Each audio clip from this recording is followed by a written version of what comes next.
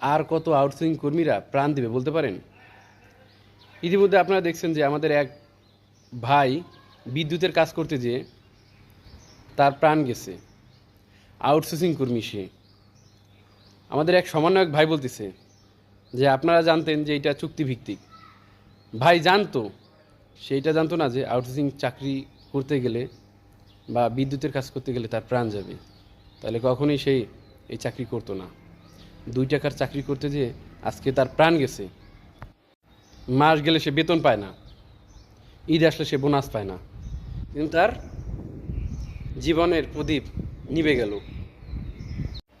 আর কত আউটসোর্সিং কর্মীরা এভাবে ধুকে ধুকে মরবে। মারার হলে একবারেই মেরে ফেলেন। এই যে শ্রম কমিশন, অমুক উপদেষ্টা, শ্রম উপদেষ্টা, শ্রম সচিব, এইগুলোর দরকার নাই। ঠিক আছে, এইগুলার টোটালি দরকার নাই। কারণ যদি দরকার থাকতো তাহলে এই আউটসোর্সিং কর্মীদের জন্য ভালো কিছু হইতো। স্বৈরাচার শেখ হাসিনা নিজেও গেছে, আউটসোর্সিং কর্মীদের মেরে গেছে ডাইরেক্ট।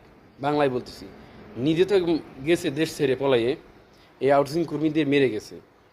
আপনারা জানেন যে 2018 যে কালো আইনটা আছে, এই আইনটা যদি উঠে দিত তাহলে আউটসোর্সিং কর্মীদের এত বাধা বিপত্তি থাকতো না।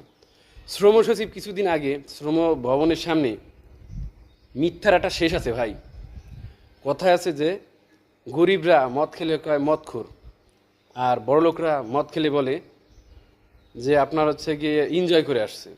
এরকম একটা কথাই আছে যে আউটসোর্সিং কর্মীরা মরলে আরে ওর তো এরা তো মরবেই, এরা তো জন্ম নিছেই মরার জন্য। আজকে ভালো একজন নেতা খাতা মরুক বা একজন সমন্বয়ক মরুক, ঢল পড়ে যাবে। ঠিক আছে, আউটসোর্সিং কর্মীরা তো মানুষ না। এরা যদি মানুষ হইতো তাহলে অফিস আদালতে গাধার মতন খাটতো না।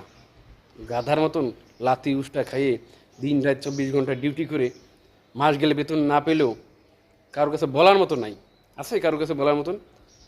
শ্রম সচিব, উপদেষ্টা, এমক তমক, দরকার কি? দরকার আছে কারো? কারো কিছু মাথা ব্যথা নেই। কারণ তারা মরলেও কেউ দেখতে আসবে না, তারা না খেয়ে থাকলেও কেউ দেখতে আসবে না।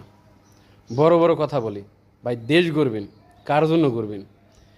স্মার্ট বাংলাদেশ করবেন, কার জন্য করবেন? আর বলতে পারেন? বলেন।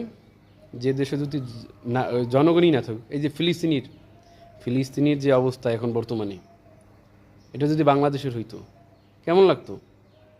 তা আমরা হচ্ছে গিয়ে মজা দেখতে ভালোবাসি, আমরা বড় বড় কথা বলি। একজন সমন্বয়ক ভাই বলছে